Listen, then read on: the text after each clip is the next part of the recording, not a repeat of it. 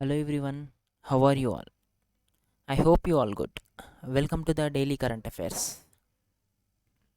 Government declares 14th of August as Partition Horrors Remembrance Day or Vibhijan Vibhishika Smriti Divas. That is our the government on 14th of August. From now onwards we observe as the Partition Horrors Remembrance Day, and this day is observed in the memory of people who sacrificed their life during the partition of the country in the year 1947. And this day and to observe this day is it aims to inspire us to eliminate the discrimination or ill will, and as well as to know the unity is strength, and so on. And the declaration of such a day would remind the present and the future generation of the Indians of the pain of for like partition and the sufferings faced by the people during the partition. And August 14, Pakistan celebrate as its Independence Day. Next one. Ministry of Social Justice and Empowerment has launched an online portal named Tapas. Here the full form of Tapas is Training for Augmenting Productivity and Services.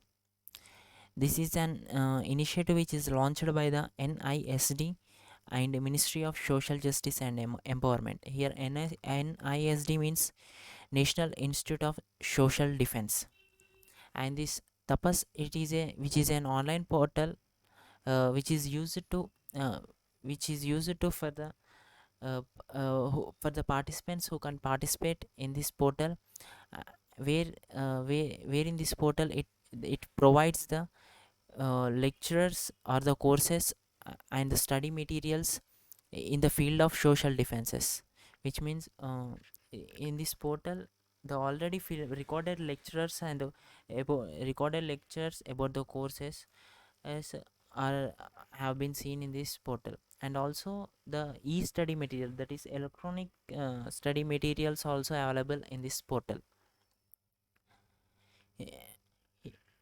The main objective of this introducing of this course module is to impart a training and enhance the knowledge and the skills for the capacity building for the participants. And this tapas portal is to provide and access the lectures by the subject experts, and also and the study materials and many more. Next one. PM announced the Gati Shakti scheme for holistic infrastructure growth.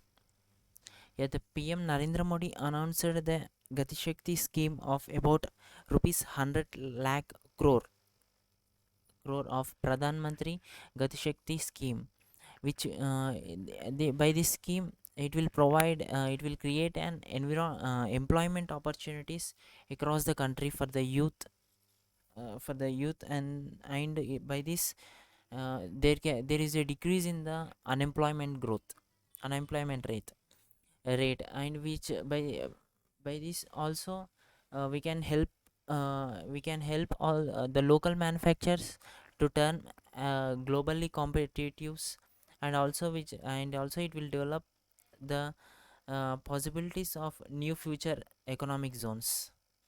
Next one. PM Modi sets 2047 target for becoming energy independent. That is our Pradhan Mantri Narendra Modi, Prime Minister Narendra Modi has set a target of becoming energy independent by the year 2047. He set this target by the mix of electric mobility, gas based economy, and the doping of ethanol into petrol, and making the country a hub for hydrogen production. By generating all these things, he said by the year 2047 India would be a energy independent.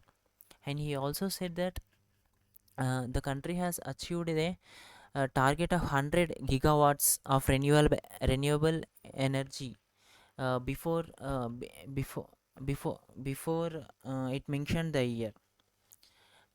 if we see that India spends over 12 lakh crores on energy imports every year. And if we recently Prime Minister also told that India will achieve the target of a blending ethanol blending of 20% in petrol by the upcoming 5 years, that is by 2025. And we also know that the target of producing 450 gigawatt energy by the year 2050, sorry, 2030. The target is to produce 450 gigawatt by the year to 2030. Next one. Indian Railways has launched a one-stop solution called Rail Madad. Here, this Rail Madad is an initiative which is launched by the Indian Railways, which is a one-stop solution, which means it is a one-stop solution for the customers, where as of now the railway is using the 139 number as a toll-free number, and this 139 number can dial by the customer, and they can uh, they can complain, they can and the customers can give say their problem, or else they can inquiry about any trains or anything else from the Indian Railways, or else they can give suggestions and assistance, uh, which can be by the passengers. They can give suggestions and assistance by the passengers. And this is Rail Madad is a one-stop solution which is developed by the Indian Railways. And the Union Ministry of Railways is Ashwini Vaishnav, and the chairman and the CEO of uh, Indian Railways is Sunit Sharma. Next one. Single-use plastic items are to be prohibited from July 2022, which means from from the next from the next year, July 2022. In our country, the single-use plastic is prohibited, and the government advised for the manufacturers of the single-use plastic to uh, to check up the another any source for them. And the Ministry of Environment, Forest and Climate Change is Bhupender Yadav. Next one. Four more wetlands have been added to the list of Ramsar sites. That is now the four more wetlands of India has been added to the list of Ramsar sites, and two wetlands are from Gujarat, and the two wetlands are from Haryana.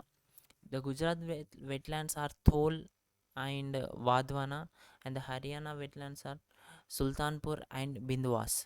These Thol, Vadwana, Sultanpur, Bindwas.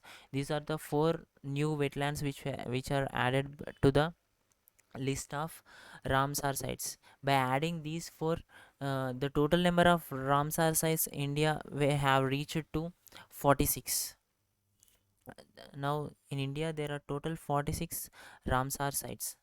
Recently we have also seen that in Gujarat, Dholavira in Gujarat is also inscribed in the UNESCO's World Heritage List. With that, the Kakatiya Ruddeshwara temple, that is Ramappa temple from Telangana, also inscribed in the UNESCO's World Heritage List. Next one. PM renames Rajiv Gandhi Khel Ratna Award after Dhyan Chand, which means Prime Minister Narendra Modi has announced that renaming the Rajiv Gandhi Khel Ratna Award as a Dhyan Chand Award. Here, this Rajiv Gandhi Khel Ratna Award is the country's highest honor in the sports, which means country's highest sporting honor, uh, and it is renamed as a Major Dhyan Chand Award. Here, Dhyan Chand is a hockey wizard. The pa- uh, and this decision is taken after after the performance of the men's and women's hockey team, which they have performed in the Tokyo Olympics, where from the men uh, men's hockey team in the Tokyo Olympics has won the bronze medal, whereas the women's hockey team lost to the Great Britain, to the third position in the Tokyo Olympics. And the Ministry of Sports is under Anurag Singh Thakur. Next one, the 138th edition of the Durand Cup is planned to be held in Kolkata. Here, this one, the in the last year, the Durand Cup should be held. Durand Cup is a football tournament. Should be held in the last year itself. Due to the ongoing pandemic, it has postponed to the now in the year 2021, and as of now, it is the 138th edition of the Durand Cup. It is going to be held in Kolkata from 5th of September to the 3rd of October 2021. Here, this Durand Cup is the Asia's oldest cup and the world's third oldest football tournament. Next one, Al Mohad All Hindi 2021. It is a joint naval exercise between India and the Saudi Arabia. Uh, this exercise is a first naval exercise between India and the Saudi Arabia. It is the in this exercise in this exercise that both the naval army of the countries will showcase the reflection of growing defense and the military cooperation between the India and the Saudi Arabia. And the chief of naval staff is Admiral Karambir Singh, and we observe the Navy Day on 4th of December every year. Next one, Reserve Bank Reserve Bank maintained the key interest rates unchanged for the seventh time. Recently, the bi-monthly policy has been done, and the Reserve Bank has unchanged its rates for the seventh time. And the repo rate would be same as 4 percentage, reverse repo rate would be 3.35 percentage, MSF rate would be 4.25 percentage, whereas the bank rate is same as MSF, that is 4.25 percentage, whereas CRR, that is cash reserve ratio, is 4 percentage, and SLR is 18 percentage. Here the SLR means statutory liquid ratio, which is 18 percentage. And the RBI also kept the GDP growth of India for the financial year 2022 would be 9.5 percentage. It is also the GDP growth rate also unchanged by the Reserve Bank of India. And the governor of RBI is Shaktikant Das, and the deputy governor is Michael Patra. uh, and the next bi-monthly policy meeting, will be take place in the month of October. Next one,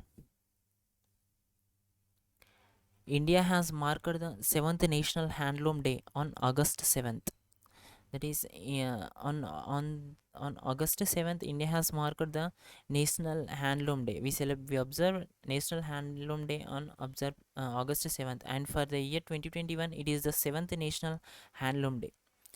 It is observed to showcase the legacy of Indian handloom industry, and these days commemorate the Swadeshi movement, and to celebrate the fabrics and the colorful waves of the handloom.